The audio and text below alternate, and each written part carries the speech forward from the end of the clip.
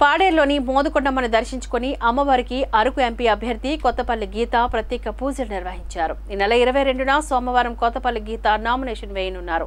ఈ నేపథ్యంలో అమ్మవారి పాదాల వద్ద సెంటిమెంట్ గా ఆమె నామపత్రాన్ని ఉంచి సంతకం చేశారు.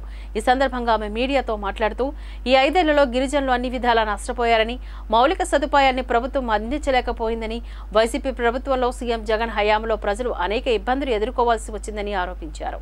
5 ఏళ్ల కాలంలో జనం అనేక ఇబ్బందులు పడ్డారని విమర్శించారు. పార్టీ శ్రేణులు భారీ ర్యాలీతో కొత్తపల్లి గీతకు స్వాగతం పలికారు.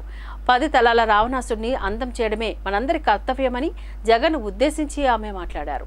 బీజేపీకి ఓటేసి ప్రజలకు డబుల్ ఇంజిన్ ప్రభుత్వాన్ని అందించాలంటూ ఓటర్లకు విజ్ఞప్తి చేశారు. అమ్మవారి ఆశీస్సుల కోసం వచ్చాను ఈరోజు. ఎందుకంటే నాకు ప్రతిసారి కూడా అదొక సెంటిమెంట్. అమ్మవారి దగ్గర నేను పాదాల దగ్గర ఫస్ట్ నా నామినేషన్ ఫామ్ అక్కడ పెట్టి తర్వాత నామినేషన్ వేయాలన్నది నా సెంటిమెంట్. సో 2014 లాగే ఇక్కడే కూర్చుని టెంపుల్లో సైన్ చేయడం కూడా జరిగింది. సో ఈ రోజు ప్రచారంలో భాగంగా కాకుండా ఇక్కడ శ్రేణులందరూ కేవలం నన్ను ఒక వెల్కమ్ పలకడానికి రావడం జరిగింది. సో వాళ్ళని ఉత్సాహపరచడానికి ఒక చిన్న స్పీచ్ ఇవ్వడం కూడా జరిగింది. ప్రచారంలో భాగంగా మళ్ళీ వస్తారు ఇక్కడికి. అమ్మవారి ఆశీస్సులతో ఈ రాష్ట్రానికి, ఈ దేశానికి, ఈ కాన్స్టిట్యున్సీకి మంచి జరగాలి. ఎందుకంటే గిరిజనులు చాలా విధంగా నష్టపోయిన పరిస్థితి ఈరోజు చూస్తున్నాం. కాబట్టి చాలా మంది గిరిజనులు ఈరోజు కడుపు మంటతో ఉన్నారు. జీవో నెంబర్ 3 విషయంలో అయితేనే, ఈరోజు ఉపాధి లేకపోవడం విషయం అయితేనే, ఇళ్ళు 25,000 కోట్లు, ఇల్లు 25,000 కోట్లు యాక్చువల్లీ ట్రైబల్స్ కి, పీవీటీజీస్ కి ఇల్లు ఇవ్వడానికి కేటాయించినా సరే ఈ రోజు ఇల్లు లేని పరిస్థితి మనం చూస్తున్నాం. ఇక్కడ ఇల్లు సరిగ్గా ఒక్క ఇల్లు కూడా ఈ రోజు ఈ 5 సంవత్సరాలుగా ఇవ్వలేదు.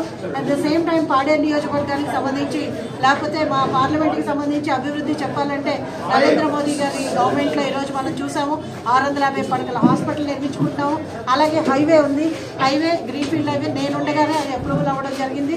ఇప్పుడు వరకు మనం ప్రధానమంత్రి గ్రామీణ సడక్ యోజన ద్వారా వేల కొద్ది నిధులు తెచ్చుకున్నాము, అభివృద్ధి చేసుకున్నాము, గిరిజన సప్లైలకి తెచ్చుకున్నాము, ట్రైపాల్కి తెచ్చుకున్నాము, జల్ జీవన్ మిషన్ ప్రతి ఇంటికి నీళ్ల కోసం మనం పోరాడాము, తెచ్చుకున్నాము. అండ్ మోడీ గారు కూడా ప్రతి ఒక్క గిరిజనులకి ఆఖరి బొట్టు వరకు కూడా వాళ్ళ బిందు వరకు వాళ్ళకి చేరాలని చెప్పి ఒక సంకల్పంతో ముందుకెళ్తున్నారు నరేంద్ర మోదీ గారికి. ఈరోజు ఆదివాసులు, మహిళలు 2 కళ్ళతో సమానం.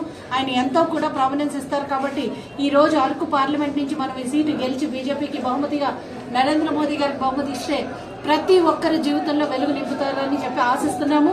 అండ్ ఈ కాన్స్టిట్యున్సీ నుంచే మా గెలుపు మొదలవుతుంది. కాబట్టి ఖచ్చితంగా అమ్మవారి దీవెనలతో మేమందరం ముందుకు వెళ్లాలని చెప్పి ఈ రోజు అమ్మవారికి మొక్కుకోవడం జరిగింది.